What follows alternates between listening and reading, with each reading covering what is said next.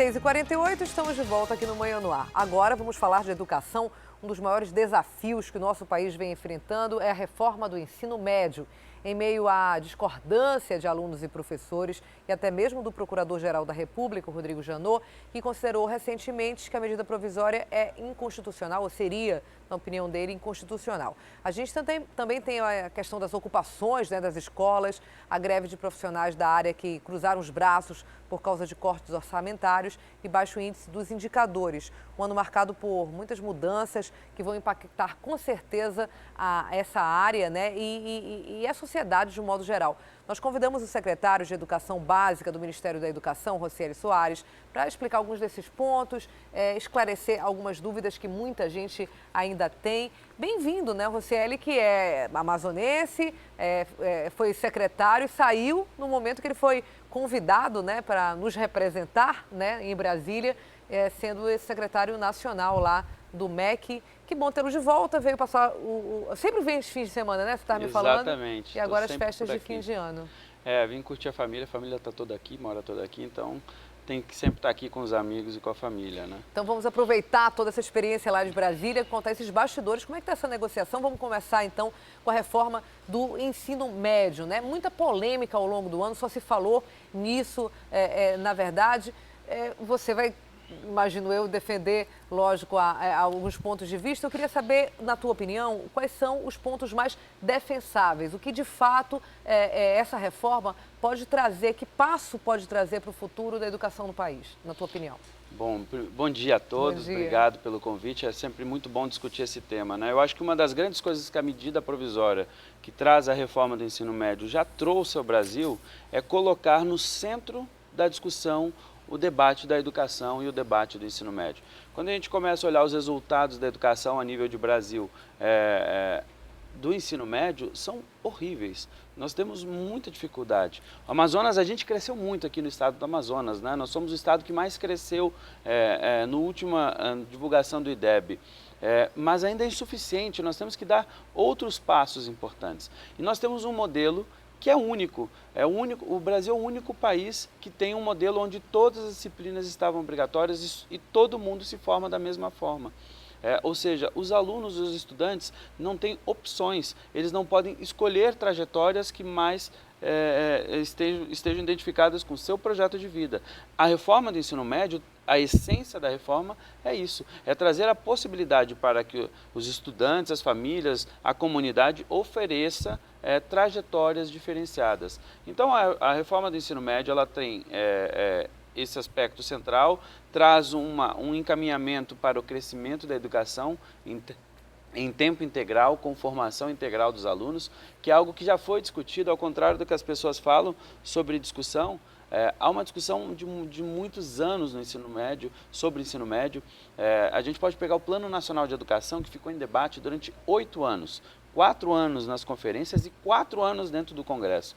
Somente dentro do Plano Nacional, na meta 3, que é a meta do ensino médio, nós temos a primeira estratégia, a 3.1, que fala que o Brasil deve, até 2024, criar flexibilidade com disciplinas obrigatórias e optativas aos alunos. Esse debate ocorreu durante 8 anos no Plano Nacional. A lei é somente para adaptar a forma para que os estados possam oferecer isso com mais tranquilidade, com mais qualidade, inclusive, aos alunos. Quer dizer, essa escolha que se dava normalmente aos 17, 18 anos, quando o aluno termina o ensino médio, a escolha profissional, ela é antecipada para pelo menos 3 anos, para dentro da própria escola, ele já ir escolhendo disciplinas cujas ele tem mais aptidão, ele tem mais interesse e provavelmente seria a área de atuação dele profissional 3 anos depois, quando entrar numa universidade ou fizer um curso técnico, é isso? É isso, ele pode inclusive fazer o curso técnico dentro do ensino médio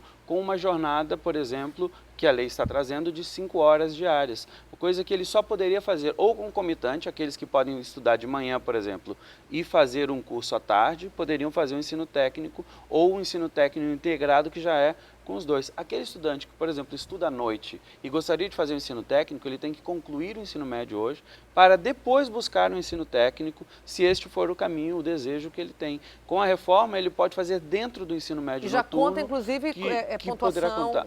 para o currículo dele interno durante o ensino médio. Exatamente, vai compor as horas do ensino médio. Então, são trajetórias. E um dos dados importantes é que a gente vê que muitos alunos chegam no ensino superior sem saber exatamente o que quer. E essas experimentações, o aluno tem que poder ir e vir por áreas diferentes. Ele tem que experimentar tudo, que é essa ideia, então, em 1.800 horas do ensino médio, que o aluno tenha contato com tudo, com todas as áreas. Filosofia, artes, português, matemática, física, química, biologia, história, que ele experimente tudo isso. E nas 1.200 horas finais, ou seja, nos 40% finais do ensino médio, ele possa escolher um aprofundamento. E esse aprofundamento vai trazer qualidade, tanto para o aluno quanto para o professor. Existe uma dúvida muito grande dos pais e dos alunos também, quais são as disciplinas que continuam sendo obrigatórias. Além, lógico, de português e matemática, o que continua pela reforma, pela medida provisória, sendo obrigatório? Não, todos os conteúdos que hoje são dados continuam como obrigatórios. Vão ser oferecidos a mais, num tamanho menor, 1.800 horas. Hoje o ensino médio tem 2.400 horas. Em 1.800 horas, os estados deverão oferecer esse cardápio geral, incluindo filosofia, sociologia, todo mundo aqui dentro. Depois disso, o aluno pode aprofundar. Eu vou dar um exemplo, por exemplo, de filosofia. Aqui no estado do Amazonas, filosofia, em geral, os professores que têm 40 horas, eles têm que assumir 26 turmas diferentes no ensino médio. Isso faz com que o professor tenha 800 ou 900 alunos para lecionar. E isso dá um trabalho gigantesco para esse professor e ele tem um tempo de aula de 50 minutos na semana. Qual profundidade ele consegue trazer? Ele traz um contato inicial com a filosofia. Mais profundo é se o aluno desejar ter, por exemplo, em humanas, um aprofundamento que este mesmo professor de filosofia, em vez de ter um tempo de aula, ele possa ter nas 1.200 horas finais 4 tempos semanais, por exemplo, de filosofia. A organização disso vai ser do Estado, não é a lei que vai definir como o Estado do Amazonas vai aplicar, ou o Estado de São Paulo, ou qualquer Estado. A lei ela abre possibilidades e diz, queremos este modelo e agora você organiza o seu sistema de ensino de acordo com o contexto local, que deve ser considerado. Nós temos um contexto muito claro com a Zona Franca de Manaus, que deve ser considerado. Nós, vira e mexe, a gente tem reportagens aqui dizendo, olha, que emprego existe, mas não existe as pessoas qualificadas para ocupar determinados empregos. Isso pode ser importante também já desde o ensino médio, para que o itinerário formativo, ou seja, o caminho que o aluno escolha, já tenha a ver com o seu futuro, com o seu projeto de vida, onde ele quer. E ele pode mudar aqui, ele não fica amarrado, eu escolhi esse itinerário, então eu vou até o fim. Não, ele pode fazer uma composição. Então, a reforma do ensino médio ela é muito abrangente, mas ela parte de um pressuposto. O sistema de ensino, com o conselho estadual, com a comunidade, com o contexto local, é que vai terminar de montar o desenho. Então, a grande discussão da reforma do ensino médio, ela se dá dentro dos estados a partir de agora. Agora, Razieli, os estados têm condição técnica mesmo, né, de ter uma responsabilidade tão grande? Eles estão capacitados, as secretarias dos estados, para ter uma responsabilidade desse tamanho? Bom, primeiro, as secretarias já têm uma grande responsabilidade, né? Uma das coisas que sempre nos questionam, Daniela, é a questão da infraestrutura. Mas as escolas têm infraestrutura para isso? Nós temos muitas escolas que não têm infraestrutura para o que a gente faz hoje. Exatamente. O problema não está na infraestrutura. A infraestrutura muitas vezes não serve para este modelo ou para aquele modelo. A gente precisa atacar e buscar uma forma de enfrentar os problemas de infraestrutura que nós temos. O Ministério está trabalhando para criar um programa específico de suporte à reforma do ensino médio nesse sentido. Mas se a gente esperar as condições ideais de todos os lugares, nós não vamos avançar. Nós vamos ficar como estamos há 20 anos discutindo que o ensino médio é ruim, que nós precisamos melhorar, que os resultados não aparecem, que os alunos não entendem muitas vezes o objetivo do que estão aprendendo dentro da escola, não tem uma conexão muitas vezes com a vida prática e o ensino médio precisa mudar. Você pega modelos no mundo todo, você observa justamente o quê? Que o jovem no ensino médio ele está sendo preparado para a vida, considerando a formação integral que ele vem recebendo de todo o ensino fundamental. Uma coisa não se desconecta da outra. Agora, o ensino médio, como etapa final da educação básica, não tem cumprido, e isso a gente vê com 1 milhão de jovens de 17 anos fora da escola. Já estão no mercado de trabalho ou simplesmente não fazendo nada? Não fazem nada. Nós temos 1.700.000 jovens que não fazem, nem estudam e nem trabalham. 1.700.000 jovens no país. 1.700.000 jovens, é. Além de tudo, é um desperdício, né? Exato, então, e aí você olha assim, nós temos coisas que preocupam muito o Brasil. A gente está vendo essa crise que a gente vive, que a gente precisa pensar no futuro do Brasil. E a partir de 2022, o bônus demográfico, ou seja, a população mais jovem será menor no Brasil e a população mais idosa maior. O país está envelhecendo. O país está envelhecendo. Então, com o tempo, se a gente não tiver bem formado o nosso jovem, o Brasil não vai ter sustentabilidade também. Por isso que o ensino médio é uma etapa tão importante que nós precisamos avançar. Você falou agora há pouco, eu queria voltar a esse ponto, de uma estrutura paralela à medida provisória que está sendo criada de apoio aos estados, né? Essa é uma das grandes críticas. Eu queria te fazer duas perguntas. Eu queria, primeiro, que você detalhasse melhor como é que essa estrutura, se já tem montado esse esquema, como é que vai ajudar os estados, se vai ser caso a caso, se vai ser pela quantidade de alunos ou pela necessidade. A gente sabe que tem estados bem pobres mesmo, né? Muito mais do que, necessidades muito mais urgentes, inclusive, do que o Amazonas. E a segunda pergunta que eu te faço é, além dessa questão de apoio à infraestrutura para poder fazer valer a lei de fato, existem outros pontos da medida provisória ainda em discussão porque são considerados muito polêmicos? Não, nós temos, vamos lá, então, sobre o apoio aos estados, nós temos uma preocupação e estamos construindo a medida de apoio à infraestrutura, que é um capítulo que todos os estados precisam, mas muito mais o norte e o nordeste precisam de uma atenção. E isso já vem sendo discutido há anos. Quando eu era secretário, a gente fez inclusive a Carta do Norte, da Amazônia, que era justamente pedindo um atendimento, um olhar especial para as nossas peculiaridades aqui da Amazônia. E o Ministério está trabalhando nesse sentido. Apoios em outros programas que são importantes, como o Programa da Merenda Escolar, né, onde o Ministério da Educação, o ministro Mendonça Filho, está muito empenhado em observar como que a gente faz um aumento agora para o início do ano, e a gente está estudando, provavelmente o ministro deve anunciar alguma coisa nesse sentido a partir de fevereiro, não só para as escolas de ensino médio, mas para todas as escolas, um aumento na merenda escolar, que, por exemplo, não tem aumento no valor da merenda escolar desde 2009. Nossa, muito defasado, né? Muito defasado, são 30 centavos por aluno por dia para fazer a merenda escolar desde 2009. Então, isso é um absurdo, enquanto a inflação subiu preço dos alimentos, imagina, nesse período. E os sistemas estão com dificuldade hoje de garantir uma merenda escolar. A gente precisa apoiar municípios, estados. Isso interfere diretamente, inclusive, na qualidade, né, do material que é usado. Isso daí, diretamente, na qualidade da merenda que o aluno recebe. E isso afeta a permanência do aluno, por exemplo, dentro da escola. A gente sabe que tem em muitas regiões mais pobres do nosso país, do nosso estado, inclusive, as crianças vão muito pela merenda. Então, nós temos aqui isso que é importante. Um outro ponto, um aspecto importante é que a Base Nacional Curricular Comum, ela está sendo construída, nós estamos em etapa final de construção e durante o ano de 2017 vai se concluir. E isso casa muito com a reforma do ensino médio, porque a primeira grande etapa de construção e de apoio aos estados vem na discussão de como deve se dar o sistema de ensino, responder com as questões locais, considerando os professores, os alunos, os pais, a comunidade, tudo aquilo que gira em torno do contexto local. Fazer a construção dos currículos dos estados para a reforma do ensino médio. A partir dessa construção curricular, fica mais claro de que forma nós vamos apoiar mais ainda os estados. Por exemplo, nós temos um programa de formação sendo tratado, que a partir do currículo que o estado determinar, por exemplo, aqui no estado do Amazonas, nós vamos apoiar com formação dos professores, formação de gestores. Os estados é que vão pedir essa ajuda, vão dizer o que é prioridade? Isso, nós vamos negociar estado a estado, cada uma das peculiaridades. Nós temos estados que têm mais dificuldade em uma área e outros que têm menos nessa área, poderão pedir outras coisas. Mas a ideia é chegarmos com suporte e aporte para implementação da reforma nos próximos anos. E os pontos mais polêmicos discutidos pelo Procurador-Geral, pelos próprios estudantes, tem invasão das universidades, que tem muito a ver com a PEC 55, mas também com a reforma, eles também citam esses pontos. Como é que vocês estão tentando, vocês do MEC, contornar a dissidência, as pessoas que realmente discordam do que vai ser aplicado pela MP? Bom, a MP teve alguns pontos, por exemplo, que houve muita desinformação no início, informações que circularam de forma errada. Por exemplo, o chamado notório saber.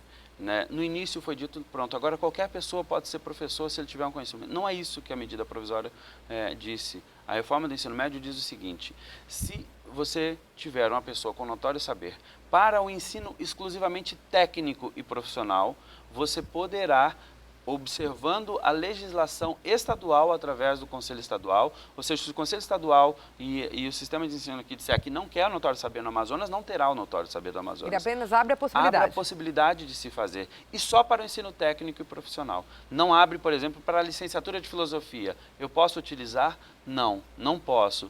Para filosofia, história, geografia, em qualquer uma das etapas continua sendo obrigatória a licenciatura e as regras estabelecidas pelo Conselho Nacional de Educação. Essa questão do notório saber, por exemplo, ele é para peculiaridades. Vamos pensar aqui no nosso estado. Nós, há um tempo atrás, estávamos pensando em desenvolver cursos técnicos para a criação de barcos, para desenvolver o polo naval no estado do Amazonas. E aí foi se verificar que as pessoas que têm grande experiência em desenvolvimento disso no Amazonas, muitas delas não têm a formação, mas eles são práticos, eles sabem como fazer a parte prática.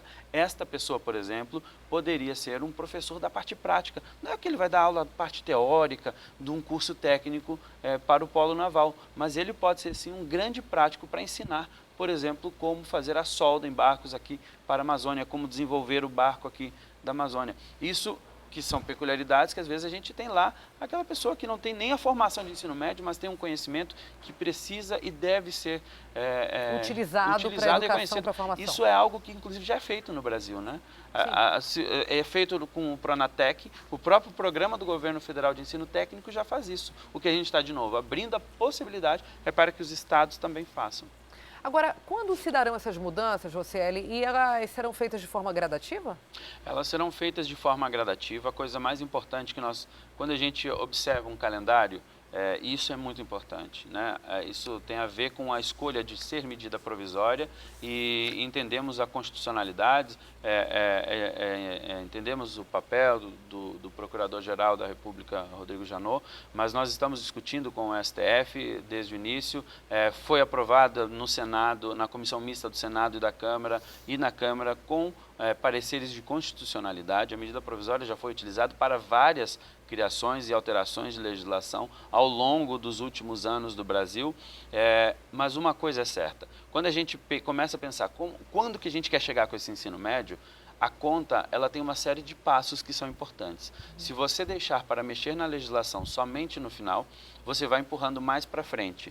Então aí o Brasil precisa tomar uma decisão. Se quer continuar, se acha que o ensino médio que nós estamos fazendo está bom, está bem para o que o Brasil precisa, para o que a gente precisa em todos os cantos do nosso país, ok, então vamos manter como está, vamos recusar a reforma do ensino médio. Se a gente está discutindo há 20 anos essa reforma, em todas as conferências educacionais se fala do ensino médio, e a gente pensa que precisamos mudar, a gente precisa começar essa mudança agora. A medida provisória é para acelerar, né, os projetos que já estavam lá, inclusive analisados por comissões especiais dentro do Congresso.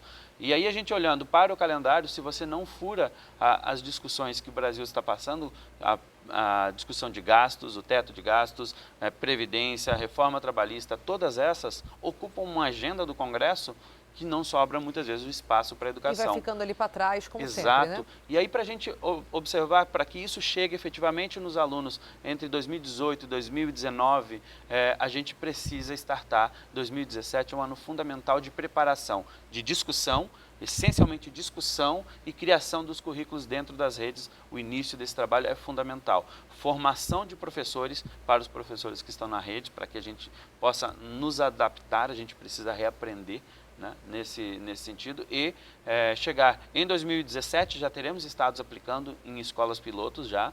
2018 já imaginamos que 30% das escolas do Brasil já estejam funcionando nesse novo modelo, e a partir de 2019 a maioria absoluta das escolas já em funcionamento.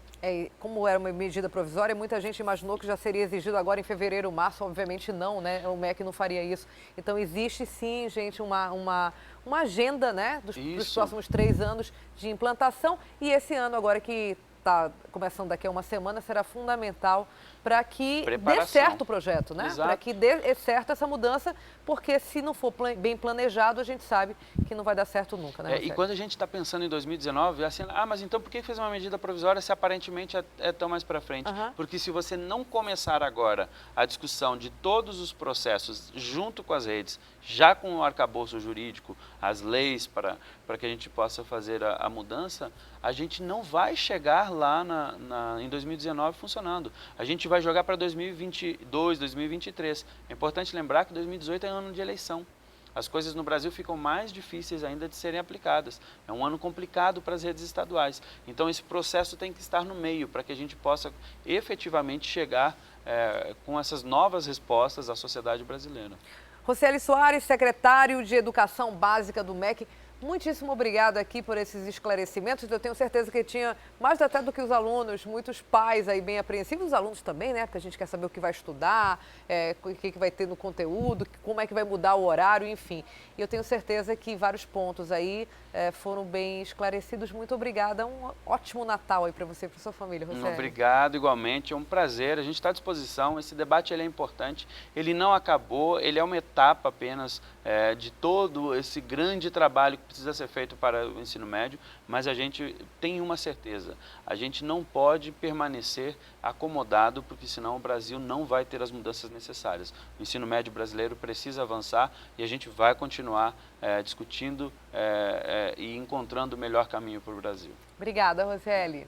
Olha, agora uma dica para você, dona de casa que está querendo economizar na ceia de Natal. O Feirão da Cepro começou hoje a venda de produtos como bacalhau de pirarucu, ovos, banana pacovan, polpa de frutas, castanhas, fazer aí uma ceia bem regional. Esses são alguns dos produtos disponíveis no feirão e que podem compor aí, sem dúvida nenhuma, uma ceia bem regional, como eu falei. Para dar mais detalhes das ofertas dos produtos da feira, eu converso agora ao vivo com a Carol Queiroz, que está por lá. Carol, conta pra gente como é que está a movimentação por aí. Eu vi que não tem, pelo menos desse ângulo que você está mostrando aí pra gente, não começou ainda, não é muito grande, mas qual é a expectativa aí ao longo da manhã? E principalmente a pergunta que não quer calar, vale a pena mesmo? Dá para dona de casa economizar? Carol, bom dia.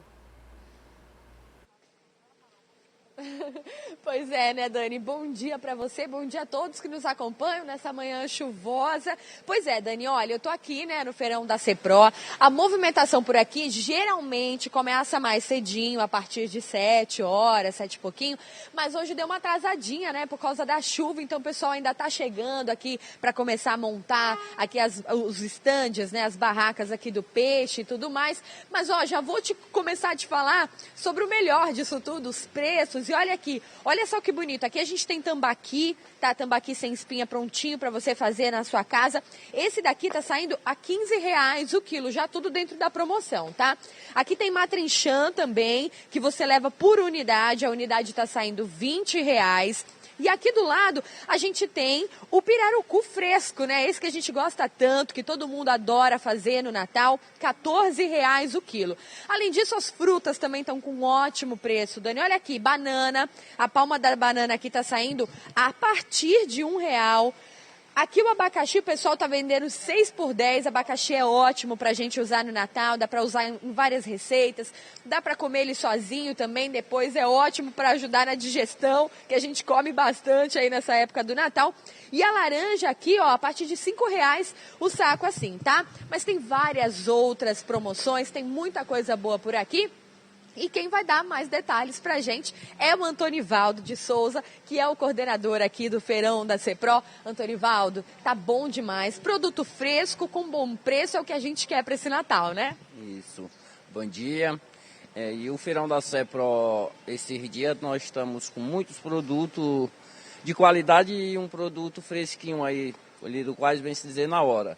Inclusive hoje nós estamos ainda, continua a promoção com 40 produtos em promoção, entendeu? A partir do mamão, o limão e vários produtos, que nem o peixe, vocês terminaram de falar, a parte de hortaliça, a banana a partir de R$1, laranja a partir de R$27 o cento, R$30 e outros produtos. E hoje, com certeza, a promoção continua, da melancia também está na promoção, e até terminar a produção do Feirão da Cepro, essa vai continuar a promoção. Vai continuar com preço bom. Sim, sem dúvida nenhuma. Hoje a gente está com essas promoções, porque é Natal, né? É a véspera natalina. E aqui no Feirão da Cepro, que nem sempre a gente diz, aqui o consumidor é quem recebe o presente de Natal hoje com os preços bem em conta e uns preços bem lá embaixo. Agora, Antonivaldo, a gente falou aqui, ainda há pouco eu mostrei aqui atrás, ó, o pirarucu fresco, mas a gente tem também o pirarucu seco, né? Que também é muito vendido nessa época. Quanto está saindo? Isso, o pirarucu seco, ele está num preço bem em conta. A gente viu ali 23, né? Porque tem o enrolado e tem aquele lombo. O lombo tá saindo a 23 e o enrolado um pouquinho menos, 16, né? 16, eu acho que é isso, mas tá ótimo, o preço sai bastante. Hoje tem os dois tipos de pirarucu, tem o tambaqui, tem a matrinchã, tem vários tipos de produto. Tem os açúcares funcionando aí com carne, bem em conta também, o suíno e tudo mais aí. A tartaruga também, né? O pessoal tava comentando aqui que já teve, vendeu bastante. Será que tem de novo hoje, hein? Tem. A tartaruga é a novidade, é a bola da vez, né? Como se diz. Ontem a tartaruga não foi divulgada, porque ela já chegou um pouco atrasada, que ela vinha de longe. Mas hoje se repete, tem a venda da tartaruga. Vale a pena lembrar que é toda certificada pelo IBAMA, pelo pessoal do meio ambiente, para depois o pessoal não confundir. Toda nos selozinhos. E mais tarde ela já está de volta aí. Bastante tartaruga aí, a vender bem em conta. Antonivaldo, é bom a gente lembrar que os produtos aqui do Feirão da Cepro, principalmente ali a parte de frutas e hortaliças, são de produtores, né, da produção familiar do interior do nosso estado, tudo bem fresquinho, tudo bonitinho, né, e vem tudo para cá. Quando chega a mercadoria, vem aí durante a semana? Isso, o Feirão da Cepro, ele já funciona de quarta a domingo, toda semana.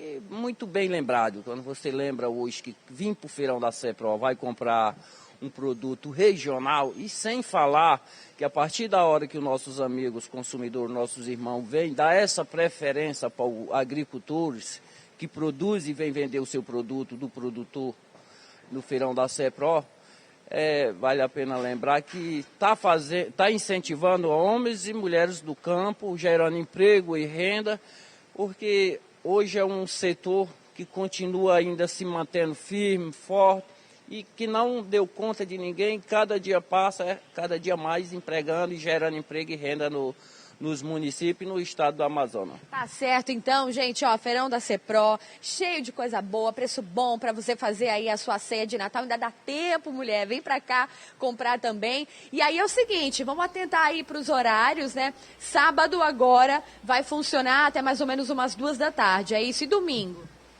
A produção aqui, como o produtor ele traz o produto, ele vai trazendo o produto, vai vendendo. Ele vai terminando, ele vai indo embora para o seu município. Alguns agricultores moram longe, aí retorna para a semana. A promoção vai enquanto tiver produto. Enquanto tiver produto. Aí é o seguinte, no sábado até mais ou menos umas 2 da tarde, ou enquanto tiver produto, né? No domingo nem tudo vai abrir por aqui, afinal é dia 25, mas talvez o peixe ainda tenha, você pode dar uma passadinha, se quiser assar aquele peixe no dia seguinte, no dia 25, tá bom?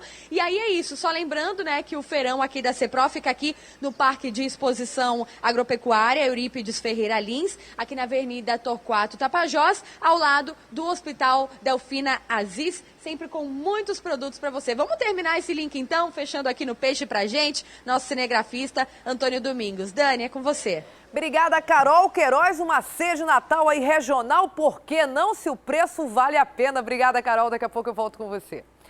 Agora são 7h16, vamos direto para o estúdio da Rádio Acrítica FM conversar com a Adriane Diniz e com a Micaele Cevalho. Elas também estão ao vivo lá na 93.1 e agora conversam com a gente aqui no Manhã no Ar, não é isso, meninas? Bom dia, tudo bem? Bom dia, Dani. Tava com saudade ontem, né? Vocês não apareceram, não deram ar da graça aqui no Manhã no Ar.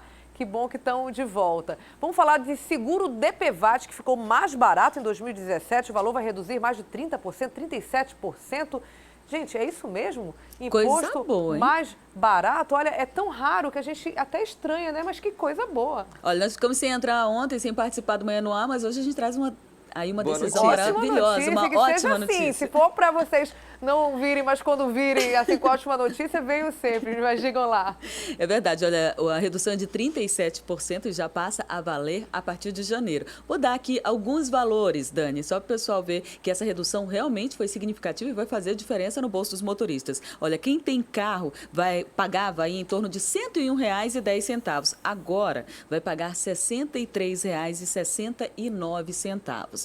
Quem tem moto pagava, olha só, o valor, R$ 286,75 e agora esse valor cai para R$ 180,65. É uma mudança muito significativa. Só que, além desse valor, é claro, as pessoas vão continuar aí pagando aquela cobrança, que é justamente para emissão, né, aí do seguro.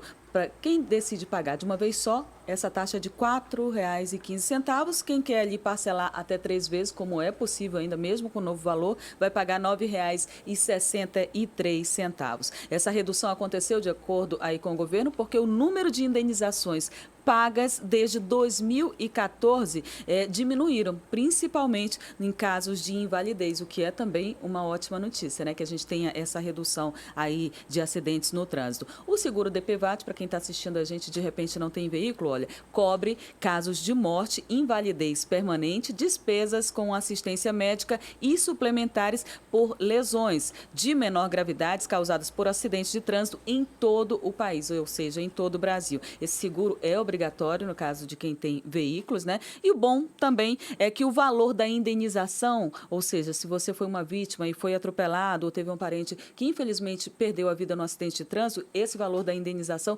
não caiu, viu? Ainda é de R$ 13.500 por morte, né? E até R$ 3.500 por invalidez permanente e de R$ 2.700 para despesas aí médicas. Se você teve um parente ou foi vítima de algum tipo de acidente, você tem até 3 anos para dar entrada no seguro. O telefone aí de contato eu vou deixar aqui, é 0800 022 1204. Aí então fica a boa notícia para os motoristas que a partir de janeiro vão pagar um imposto bem mais em conta, né? Bem mais barato. Vamos então à principal notícia política do dia. Hoje é dia de eleição na Assembleia Legislativa do Estado. Os candidatos aí já estão definidos. Quem são eles? Quem que leva vantagem em cima de quem, hein? Olha, Daniela, existem 2 grupos lá na Assembleia. Os grupos seriam liderados pelo governador José Mello e também pelo senador Eduardo Braga. Mas ainda, até ontem, a sessão foi até mais tarde, não havia uma definição de quem ia manter ou não, porque eles podem se apresentar na hora da eleição hoje ou podem retirar suas candidaturas também. Mas existem 4 candidatos que configuram aí nessa lista. É o Belarmino Lins, que já foi presidente algumas vezes, ele é do PROS. Tem o Davi Almeida, que é o atual líder do governo na Assembleia, ele é do PSD.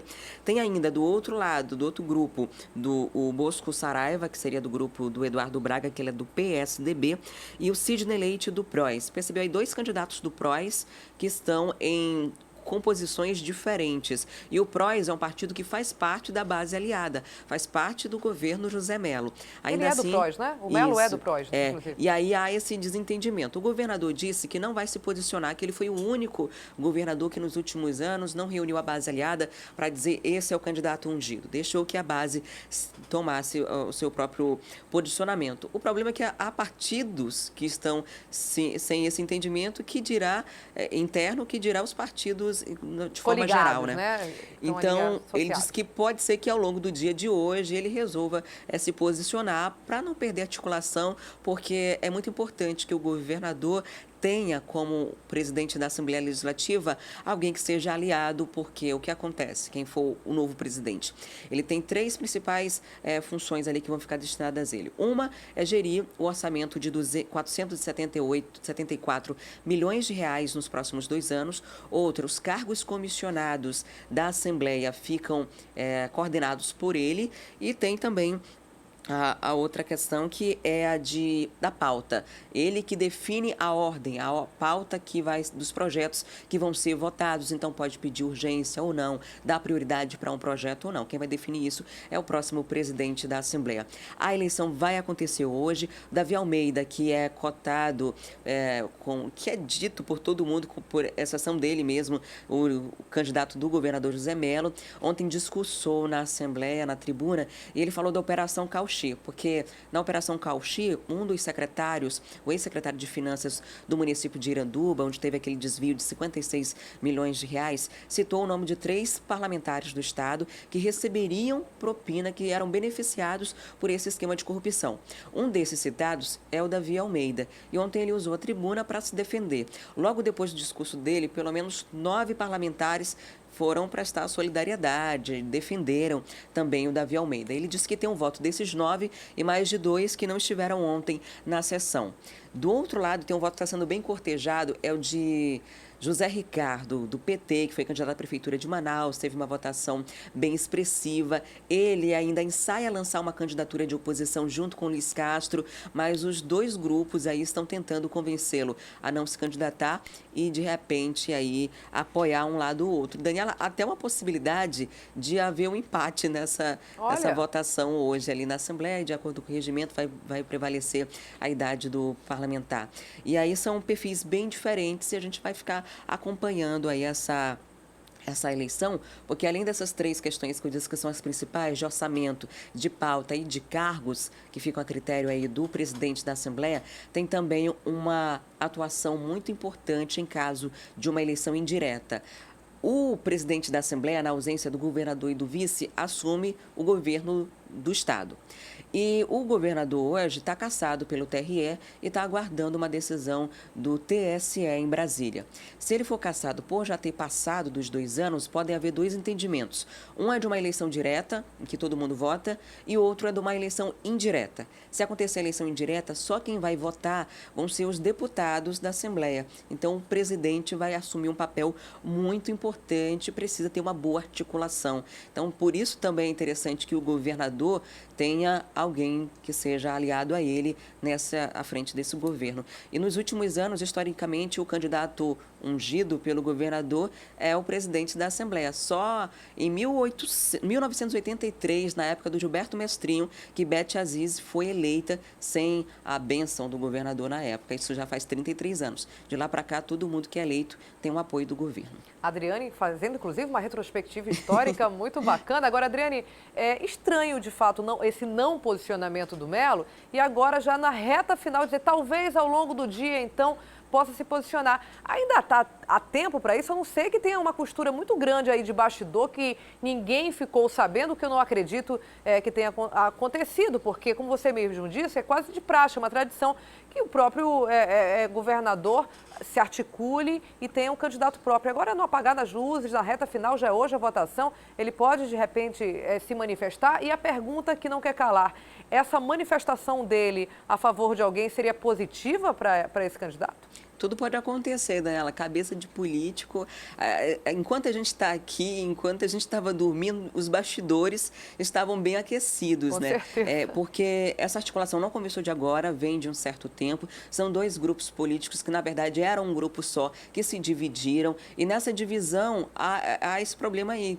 Parlamentares do mesmo partido se dividindo em posicionamentos bem diferentes. O Belão, por exemplo, que era do PMDB, agora é do PROS. Então, a gente fica muito na expectativa de qual será o posicionamento dele. E, até então, ele está do lado do governador José Mello. Mas é um grupo que tem interesses muito específicos e são muito próximos. A gente não consegue definir uma oposição de fato, né? Eu acho que nem há uma eles briga mesmos, de Adriane. poderes e até de certa vaidade dentro da Assembleia. Então, tudo pode acontecer ao longo do dia de hoje e o posicionamento do governador pode ser negativo ou pode ser positivo, dependendo da interpretação do adversário, né? Porque, por exemplo, o Davi Almeida, se ele for o candidato do governador, que hoje é o atual líder, o governador bateu o martelo, eu quero o Davi Almeida, o Sidney Leite gente que faz parte do partido do governador e que é da base aliada pode não gostar dessa decisão, pode se sentir desprestigiado e resolver apoiar o Bosco Saraiva, por exemplo,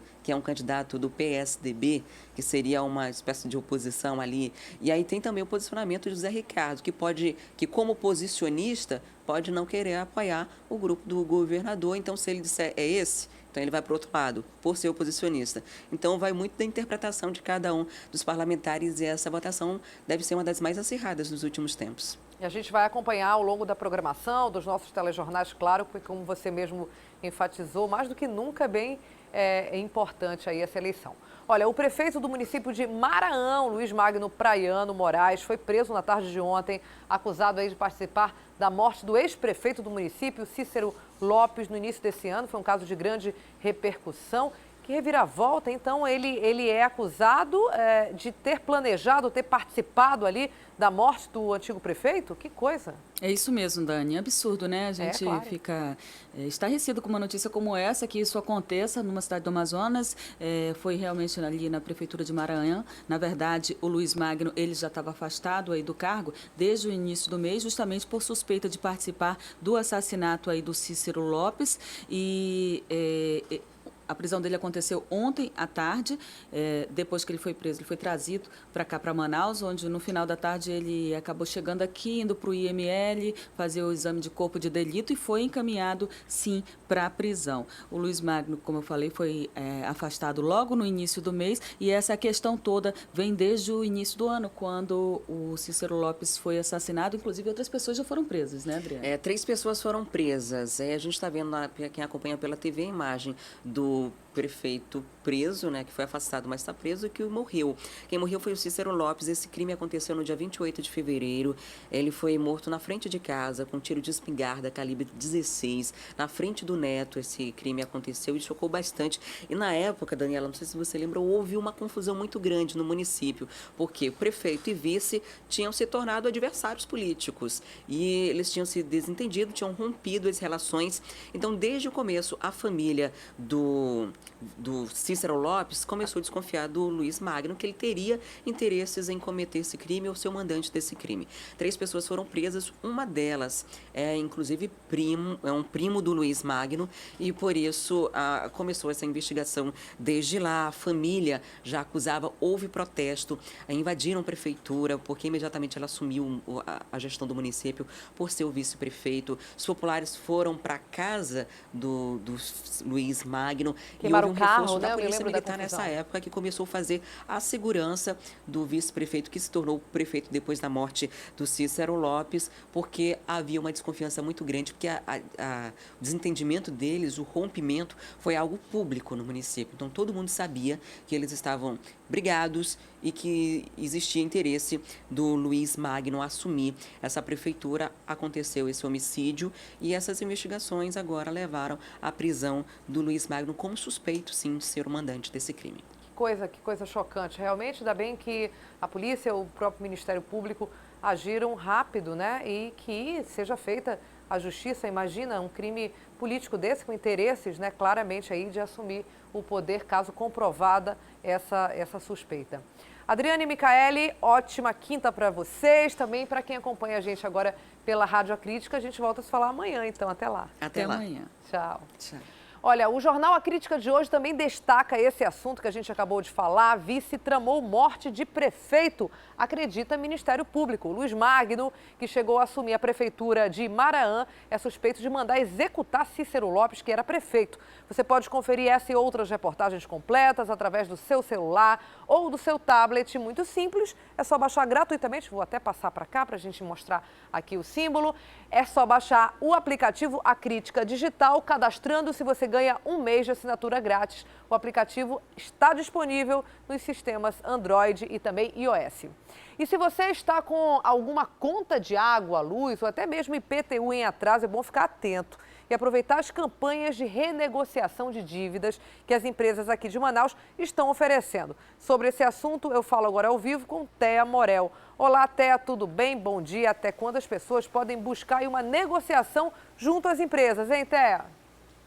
Bom dia, Dani. Bom dia a todos. Olha, essas campanhas têm prazos diferentes para terminar, viu, Dani? A campanha, por exemplo, de quitação do débito do IPTU, que é o Imposto Predial e Territorial Urbano, ela vai até o dia 29 de dezembro. Então, até o dia 29 de dezembro, o contribuinte pode fazer a impressão, né, das parcelas atrasadas, a impressão, no caso, de tudo que você está devendo de IPTU no próprio site da Prefeitura de Manaus, ou então ir até o Manaus Fácil, o CEMEF atende, que fica ali na Avenida Japurá, principalmente se estiver procurando aí um parcelamento, um novo parcelamento desse IPTU. A vantagem para quem fizer essa quitação até o dia 29 de dezembro, que é quando termina o prazo para renegociação, é que no próximo ano esse IPTU vai ser calculado com base em uma nova unidade fiscal do município, uma unidade fiscal que vai custar R$ 99,24. Então, o IPTU dessa pessoa vai ficar mais caro. Além disso, quem não fizer a quitação do IPTU de 2016 até o dia 29 de dezembro, Dani, não vai ter direito no ano que vem aquele desconto na cota única de 10%. A data da Manaus Ambiental é um pouquinho diferente, acaba no dia 30 de dezembro, um dia depois. A Manaus Ambiental, na renegociação das suas dívidas, para quem está devendo aí a conta de água, ela está oferecendo até 90% de desconto, caso o cliente pague à vista, né? E para quem quer saber quais são as condições para renegociação dessa dívida também junto à Manaus Ambiental, existe um telefone de acesso que é o 0800 092 0195. A Manaus Ambiental também disponibiliza um e-mail que é o faleconosco@manausambiental.com.br, onde você pode procurar aí também a renegociação da sua dívida, da sua parcela, do seu débito atrasado em relação à conta de água. A Eletrobras Amazonas Energia também está fazendo essa renegociação. A renegociação da energia da luz elétrica, ela vai, na verdade, até o dia 31 de dezembro, até o último dia do ano, até a próxima sexta-feira, dá para fazer essa renegociação. É uma renegociação muito válida também. A Eletrobras está oferecendo aí 100% de descontos em juros e multas em alguns casos específicos, né?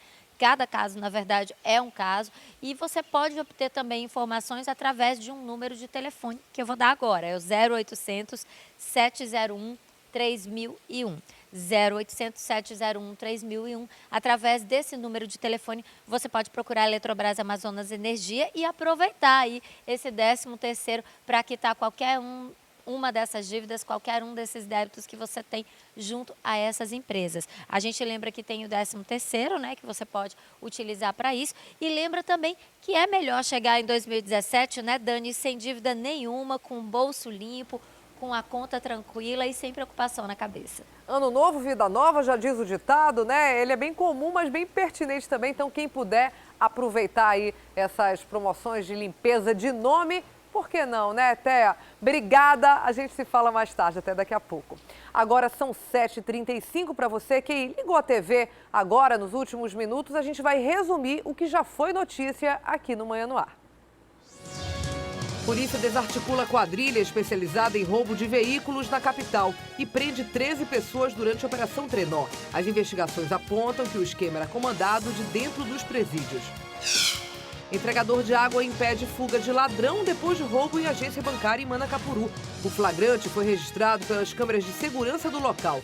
Durante a ação, o homem que havia roubado o idoso acabou sendo atingido por um pisão no rosto, golpe conhecido como voadora. A Agência de Desenvolvimento Sustentável abre credenciamento para o programa Merenda Escolar. Produtores rurais e cooperativas têm até o dia 30 de janeiro de 2017 para aderir ao edital do Programa de Regionalização da Merenda. A expectativa é que 30 mil fornecedores sejam aceitos. Instituto Fecomércio de Pesquisas Empresariais aponta que manauaras vão gastar menos com presentes de Natal. A faixa de preço, que antes chegava a quase R$2.000, caiu para R$500. O estudo diz ainda que 36,5% da população prefere comprar nas lojas do centro da cidade. São 7h36, vamos para mais um intervalo e a gente volta falando de peladão a bordo. Hoje vamos conhecer a nova rainha do maior campeonato de peladas do mundo. Você aí já votou? Ainda não? Então aproveita o intervalo para escolher aí a sua candidata, a sua rainha. A gente volta já já.